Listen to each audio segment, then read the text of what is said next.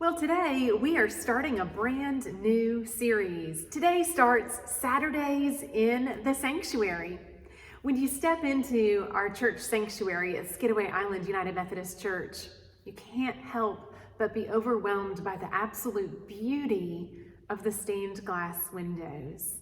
I know for some of you, it's been almost a year since you've stepped foot into the sanctuary. I know you miss being here. And so I wanted to start this series that's going to cover the next 9 Saturdays. And together we will journey around the sanctuary and we'll stop at each window and have conversation about the scripture connected to that particular window and some of the symbolism that you'll see within each of the colorful biblical renderings.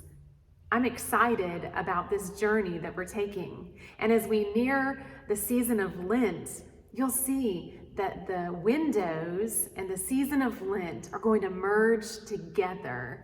I'm excited about that timeline. I'm excited about what we'll learn together as we take this educational tour of the church's stained glass windows. Let's get started. Well, here we are at the very first window on the left-hand side of the sanctuary. It all begins here with the birth narrative. The Gospels tell us of the story of the birth of Christ. And I want to share a verse with you from John because John captures the beginning a little bit differently. John chapter 1 says, "In the beginning was the Word, and the Word was with God, and the Word was God. He was with God from the beginning." You see, we mark this as the beginning, but really, Jesus always has been and always will be. He's always been present. This marks the beginning of his earthly life. We see in this traditional nativity scene, we see Joseph and we see Mary and we see the infant Jesus. But there's a little bit more happening. There are a few more images in here that point us to Jesus's message that he will share, that he will proclaim. You've heard of Jesus' I am statements. Well, they're tucked right here in this window.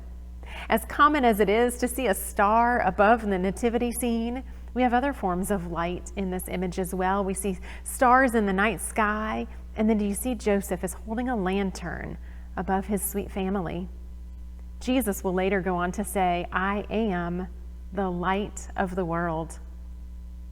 Do you see the other person present in the window? It's a shepherd boy with his sheep. Jesus will say, I am the good shepherd. My sheep know me, and I call them by name. Right here in the front corner, we have a jar of water. Jesus tells the woman at the well, I am the living water. Those who drink from the living water will not thirst again. And here, behind the shepherd boy and the sheep, we see a basket that most likely has bread in it. Jesus will say, I am the bread of life. I love that this window captures not only this familiar scene of the nativity story, but it captures what Jesus will share with us, his purpose, his message for us. There's great comfort in that. I want to leave you with this verse from Isaiah chapter 9, as you reflect upon this window.